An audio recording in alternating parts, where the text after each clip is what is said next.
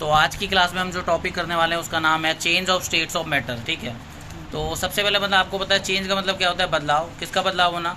Matter के states का। तो हम जानते हैं कि मैटर जो होता है वो एग्जिस्ट करता है तीन फिजिकल स्टेट्स में, सॉलिड, लिक्विड और गैस। मतलब मैटर तीन स्टेट्स में पाया जाता है, सॉलिड में, लिक्विड में और गैस में। इन्हीं का चेंज हो जाना, इन्हीं का बदलाव हो जाना, सॉलिड का लिक्विड में, लिक्विड का गैस में, या गैस का लिक्विड में, या लिक्विड का गैस में, मतलब एक स्टेट दूसरे स्टेट में बदल जाना। इसी को टॉपिक को हम लोग क्या बोलते हैं? Change of state of matter. ठीक है, तीनों स्टेट में पाया जाता है और तीनों स्टेट एक दूसरे के साथ क्या हो सकती है? चेंज हो सकती है। ये स्टेट उसमें बदल सकती है, वो स्टेट इसमें बदल सकती है। एग्जांपल के तौर पे वाटर जो है वो सॉलिड के फॉर्म में पाया जाता है, आइस के रूप में। ठीक है, मतलब सॉलिड में पाया जाता है आइस फॉर्म में। लिक्विड के फॉर्म में वो लिक्विड में पाया जाता है, किस फॉर्म में? वाटर के फॉर्म में। और गैस स्टेट में पाया जाता है किस फॉर्म में? स्टीम, भाप के फॉर्म में पाया जाता है, वाटर वेपर के फॉर्म में। ठीक है, आपने सफ़ेद सफ़ेद देखा होगा ना, उसी फॉर्म को कहते हैं steam. Physical state of matter can be change in two ways. अगर आपको स्टेट ऑफ मैटर को बदलना है तो आपको दो तरीके फॉलो करने पड़ेंगे, दो चीज़ों को बदलना पड़ेगा। या तो आपको टेम्परेचर को चेंज करना पड़ेगा, मतलब हम टेम्परेचर चेंज करा के स्टेट को बदल सकते हैं, या फिर हम प्रेशर को चेंज करा के स्टेट ऑफ मैटर को बदल सकते हैं। चेंज का मतलब वही है, इंक्रीज करना या डिक्रीज करना। टेम्परेचर को इंक्रीज करके या डिक्रीज करके हम मैटर के स्टेट को बदल सकते हैं, या फिर हम लोग प्रेशर को इंक्रीज करके या डिक्रीज करके स्टेट ऑफ मैटर यानी सॉलिड, लिक्विड और गैस को एक दूसरे में कन्वर्ट कर सकते हैं, चेंज कर सकते हैं। इसके बाद बात करते हैं अगले पॉइंट की। The space between the particles the force of attraction between the particles. ठीक है, या फिर अमाउंट ऑफ मूवमेंट और काइनेटिक एनर्जी ऑफ पार्टिकल। तीन चीज़ें कह रहा है। जो मैटर के जो पार्टिकल्स होते हैं उनके बीच का स्पेस, जो मैटर के पार्टिकल्स होता है उनमें एक दूसरे से द्वारा लगने वाला फोर्स ऑफ अट्रैक्शन। ठीक है, और जितनी एनर्जी के साथ वो मूवमेंट कर रहे हैं वो उन पार्टिकल्स की काइनेटिक एनर्जी की बात हो रही है। ठीक है, इनको आप चेंज कर सकते हो, क्या करके? वही सही बात, सेम बात है। टेम्परेचर या प्रेशर को चेंज करके आप चेंज कर सकते हो। एक बात बताओ, सिंपल सोचो, अगर सॉलिड है तो उसमें फोर्स ऑफ अट्रैक्शन लिक्विड के मुकाबले ज़्यादा होता है और गैस के मुकाबले सबसे ज़्यादा होता है, क्योंकि फोर्स ऑफ अट्रैक्शन गैस में सबसे कम होता है। मतलब अगर आप सॉलिड को लिक्विड में बदलते हो तो इसका मतलब आप उसका फोर्स ऑफ अट्रैक्शन बदल रहे हो। या फिर मैं बात करता हूँ और स्पेस बिटवीन द पार्टिकल्स की बात करता हूँ। अगर सॉलिड को लिक्विड में बदल रहे हो तो क्या आप उसके पार्टिकल्स के बीच का स्पेस नहीं बदल रहे हो? बिल्कुल बदल रहे हो। तो कहने का मतलब वही है, स्टेट ऑफ मैटर को बदलने के लिए आपको टेम्परेचर का चेंज करना पड़ेगा, नहीं तो प्रेशर का। उसी को इनडायरेक्टली क्या कहा जा रहा है कि भैया उनके पार्टिकल्स के बीच का स्पेस, उनके पार्टिकल्स के बीच का फोर्स ऑफ अट्रैक्शन है, उनके पार्टिकल्स की काइनेटिक एनर्जी को चेंज करने के लिए भी आपको टेम्परेचर और प्रेशर को चेंज करना पड़ेगा, तो ही आपका मैटर का जो स्टेट है वो चेंज होगा।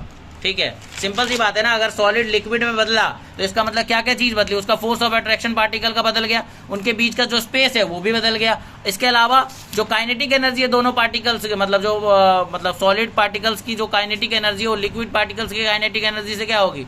मतलब लिक्विड के पार्टिकल्स की काइनेटिक एनर्जी ज़्यादा होगी। तो मैटर का बदलना मतलब ये सारी प्रॉपर्टीज़ भी बदलना है। ठीक है, अगला पॉइंट है, फिर से सेम पॉइंट को घुमा के बोल रहा है, कह रहा है वो दो फैक्टर बताओ जिससे ये डिसाइड होता है कि सब्सटेंस सॉलिड है, लिक्विड है या गैस है। वो क्या है? हमारा टेम्परेचर और प्रेशर। क्योंकि टेम्परेचर अगर आप ज़्यादा कर दो तो आपका सॉलिड लिक्विड में और लिक्विड जो है वो किस में बदल जाएगा? गैस में बदल जाएगा। समझ आ रही है बात की नहीं आ रही है? ठीक है, तो सेम बात है। अभी तक 3 पॉइंट ने हमें ये घुमा फिरा के एक ही बात समझाई है, क्या? कि टेम्परेचर और प्रेशर यही डिसाइड करते हैं कि जो सब्सटेंस है वो सॉलिड में रहेगा, लिक्विड में रहेगा कि गैस में रहेगा। अच्छा, अगला जो टॉपिक वही है कि टेम्परेचर के चेंज होने से क्या इफेक्ट पड़ता है मैटर के स्टेट पर। तो चेंज ऑफ टेम्परेचर का क्या इफेक्ट है, क्या प्रभाव है, किस पे? सॉलिड, लिक्विड और गैस पे। आप ये आप ट्राइंगल जो बन रहा है यहाँ पर देखिए, सॉलिड को गैस में बदलना, गैस को लिक्विड में बदलना, या लिक्विड को सॉलिड में बदलना, या सॉलिड को लिक्विड में बदलना, लिक्विड को गैस में बदलना। इसके आप देख सकते हो ये 3 बॉक्सेस बताए मैंने, 3 मैटर के स्टेट्स बता रखे हैं, और जिसमें बदल रहा है उसके हिसाब से उस प्रोसेस का नाम बताया। इसका एग्जांपल के तौर पे सॉलिड का गैस में बदलना क्या कहलाता है? सब्लिमेशन। वहीं गैस का सॉलिड में बदलना क्या कहलाता है? डिपोजिशन। सॉलिड का लिक्विड में बदलना क्या कहलाता है? फ्यूजन या मेल्टिंग। और लिक्विड का गैस में बदलना क्या कहलाता है? फ्रीजिंग कहलाता है। लिक्विड का गैस में बदलना क्या कहलाता है? वेपराइजेशन। और 2 वर्ड और यूज होते हैं, बॉइलिंग और इवेपोरेशन। ठीक है, इनमें थोड़ा बहुत फर्क है, वो मैं बताऊंगा क्या है। और गैस का लिक्विड में बदलना क्या कहलाता है? कंडेंसेशन। अच्छा, इसी ट्राइंगल जो ये आपके सामने फिगर दिख रही है, इन्हीं प्रोसेसेस को मैंने यहाँ पर समझाया, और उसके अलावा एक आध बातें और बताई हैं। क्या? सॉलिड का लिक्विड में बदलना क्या कहलाता है? फ्यूजन कहलाता है। मतलब अगर कोई सॉलिड चीज़ है वो लिक्विड फॉर्म में बदल रही है तो उस प्रोसेस को क्या कहा जाएगा, फ्यूजन। वही समझा है, वो process, the process in which solid substance changes into liquid on heating, मतलब टेम्परेचर बढ़ाने पर, हीट करने पर जब सॉलिड जो है लिक्विड में बदल जाता है, उस प्रोसेस को हम लोग क्या बोलते हैं, मेल्टिंग या फ्यूजन। और जाहिर सी बात है किसी ना किसी टेम्परेचर पे क्या होगा, वो सॉलिड जो है वो लिक्विड में बदलेगा, तो वो टेम्परेचर जिसपे सॉलिड सब्सटेंस लिक्विड में बदलने लग जाता है, प्रेशर हम लोग नहीं बदल रहे, प्रेशर वो एटमॉस्फेरिक प्रेशर है, उसको हम क्या बोलते हैं, मेल्टिंग पॉइंट बोलते हैं। उस सब्सटेंस का क्या बोलते हैं, मेल्टिंग पॉइंट। एग्जांपल के तौर पे मैं बात करता हूँ, जैसे आपने एक बर्फ ले रखी है, तो जो बर्फ है ना वो 0 डिग्री पर पिघलना चालू कर देती है, तो बर्फ जो है आपके बर्फ का जो टुकड़ा है, बर्फ जो है वो आपका सॉलिड है, वो पिघलना स्टार्ट कर दिया 0 डिग्री पे, इसलिए उसका मेल्टिंग पॉइंट क्या होगा आपका, 0 डिग्री होगा, क्योंकि वो सॉलिड था, सॉलिड से वो लिक्विड में बदलना स्टार्ट करके किस पे, 0 डिग्री पे। वैसे ही वैक्स ले लो, मोम, वो 63 डिग्री जैसे ही होगा ना वो लिक्विड में बदलना स्टार्ट हो जाएगा, लेकिन 60 डिग्री से अगर वो कम होगा थोड़ा बहुत भी टेम्परेचर, तो वो सॉलिड में ही रहेगी। आयरन को ले लो, आयरन को अगर आप 1535 डिग्री सेल्सियस यानी 1535 डिग्री सेल्सियस का टेम्परेचर दे दो, तो वो सॉलिड से किस में बदलने लग जाएगा, लिक्विड में। उस टेम्परेचर को क्या बोलेंगे हम लोग, मेल्टिंग पॉइंट। तो आयरन का मेल्टिंग पॉइंट क्या है हमारा, 1535 डिग्री।